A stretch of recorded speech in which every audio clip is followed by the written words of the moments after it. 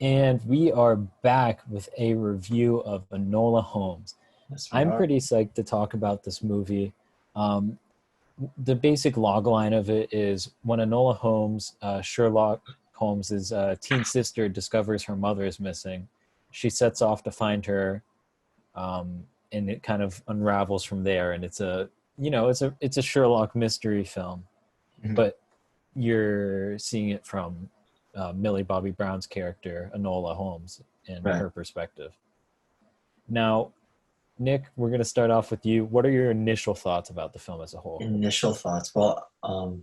I'll give some context to like what I originally felt about the film. I remember when this was announced, like it barely registered because I was like, Sherlock Holmes's little sister is getting the film. I was like, okay, like whatever. But then I saw like they added Helena Bonham Carter as her mom. They added Sam Claflin as her older brother Mycroft. Henry Cavill as Sherlock. Then once Millie Bobby Brown came in as Enola, I was like, you know what? I will check this out just for like those four people alone. Mm-hmm. And um, honestly, I had so much fun like watching this film. Like it's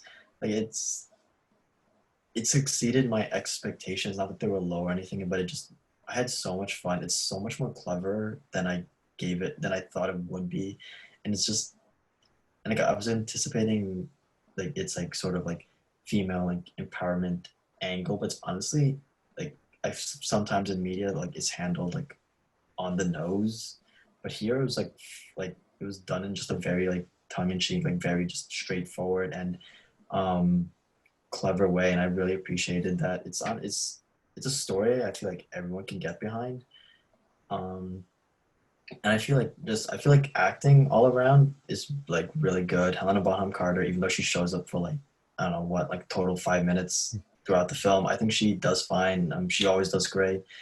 Sam Claflin as Mycroft, Henry Cavill as Sherlock was definitely like a really fun duo to like see like the two just bounce off each other. I'm Yeah. definitely excited to see. I feel like they're making a sequel. This film was really well received. They're definitely making a sequel. Um, I hope to see like more from like Cavill as Sherlock specifically, just because like just seeing those him and Millie Bobby Brown play off each other was also really entertaining. I feel like there's so much there to like just like do with it from a writing standpoint. And then Millie Bobby Brown like totally owned the movie. Like she's so different from when she was on Stranger Things and even her brief bit in Godzilla. Like she is like very charming. She's very witty. She's very like I don't know. I just like she's such a great character. She's just such an enjoyable presence around. I even enjoyed I don't know I forget his actor's name, but the guy who played the Tewksbury or Oh, like boy Louis Partridge. Louis Partridge. Okay, there you go. Yeah, yeah. I didn't even realize that he'd be an integral to the plot. He's honestly so funny and he's so charming, and I like enjoyed the back and forth. Like it could have been such a stereotypical like Tewksbury is like lazy and like unmotivated, and like Millie Bobby Brown like she knows what she wants, she's going after it, but he's like just as smart. He's got his own like story as well, and there's so much fun to like just to like interact. Like all the interactions was really funny. Even stuff in like with the finishing school like teacher or Mm-hmm. whatever. Even she was like really funny to watch. Um, let's see what else. I thought the director Harry Bradbeer actually did like this could have been just a straightforward thing, but there are actually some very like beautiful like shots and some very beautiful like just settings that and he just directed it like really well. What else? I'll say some of like the mystery stuff. I wasn't like when it pivots from like finding um the mom to finding Tewksbury. Um, I I wasn't sure like what was happening, and then like when again spoilers, but when Helena Bonham Carter shows up at the end and she gave like this really vague explanation as to why she can't stay, I was like, I guess this is sequel bait, but I guess sure. So then the whole mystery aspect wasn't I felt the strongest, especially since a lot of it wasn't even like I feel Enola investigating. It was a lot of just Enola just landing into situations or like just forcing her way into situations. But other than that, like a really fun film, like a very charming film, a lot more than like I feel people might give it credit for. Cast is great. directing's great, setting's great, and even just like story arc and thematic ideas. There's a one line with that scene between Henry Cavill and the martial arts instructor. Do you remember? Wait, give me Edith. I think it's Yeah, like Edith. yeah, I think so. And like just that scene where like she's like, you have no interest in changing a world that already suits you, and you see Cavill going like, like pondering on that. Just stuff like that, just like really done in like a very like straightforward and like just mature like way without like without feeling like it drags the story down an image. I'd show this to anyone. I think everyone would just walk away like having a good time. It's like a funny film. It's a good time. Far different from The Devil of the Time, for instance, or something. But I had a great time. I'll say like, well, I'll specify it later, but like it broke my top 10 for Mhm. 2020. So, and I think I'm not even like mad that it's there. Like I think it's deserving. Yeah, I'm in almost complete agreement with you on this one. And I'll start off with thematically.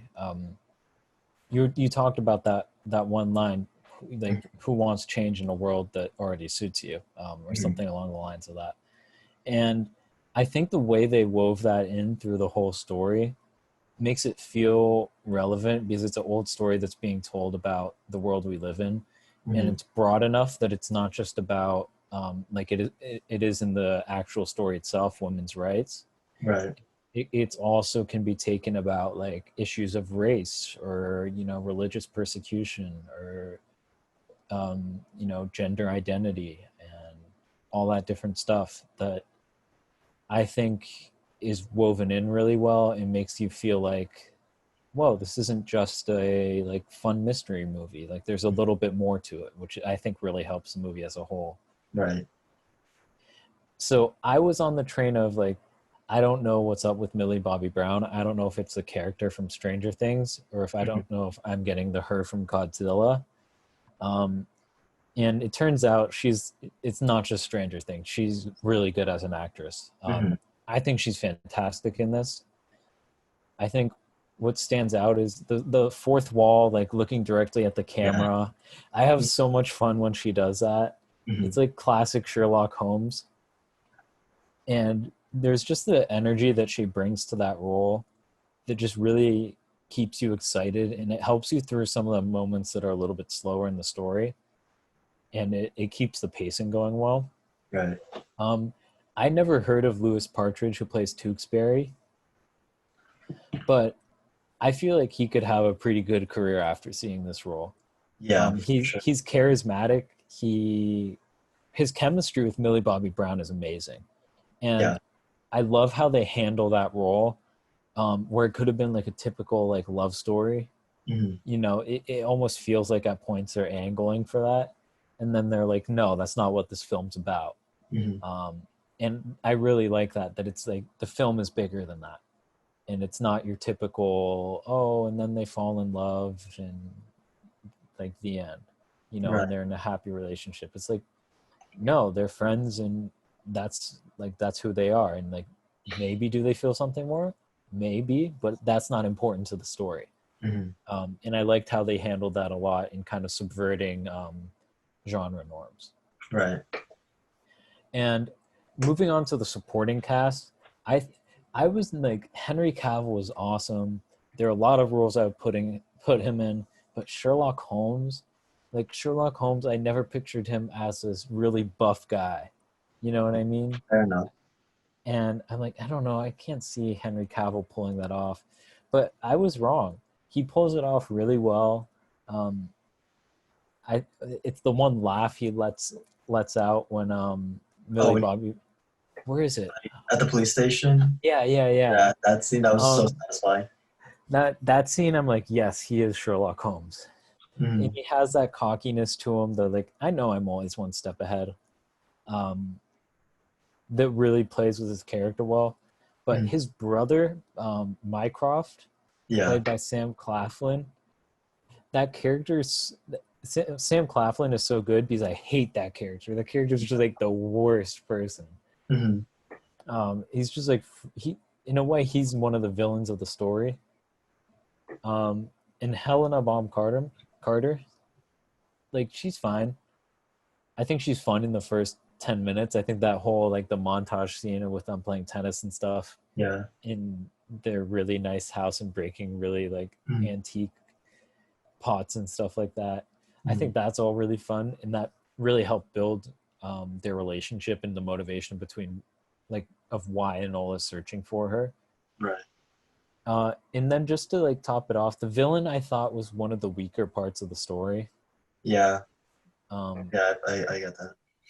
he just kind of like villains are hard to write in a I guess in a mystery film, but there's just like no motivation. He's just like a hired arm, so it's like hired gun, I should say.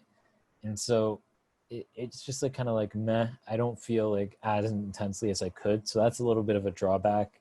Right. Um, I also want to shout out Fiona Shaw, who plays Miss Harrison at the finishing school. Right. She's in Killing Eve, and she's amazing in Killing Eve. And I think she's great in her scenes here. Mhm. And she was like a perfect fit for that small role. Right. Right. Uh, so moving on to kind of like my overall thoughts and talking about a little bit more of like what I want to see in the future. I think this is like a good movie, and I think a sequel could actually be better. Mhm. There's some movies where I'm like, oh, this is going to be the best a movie can get, like The Social Network.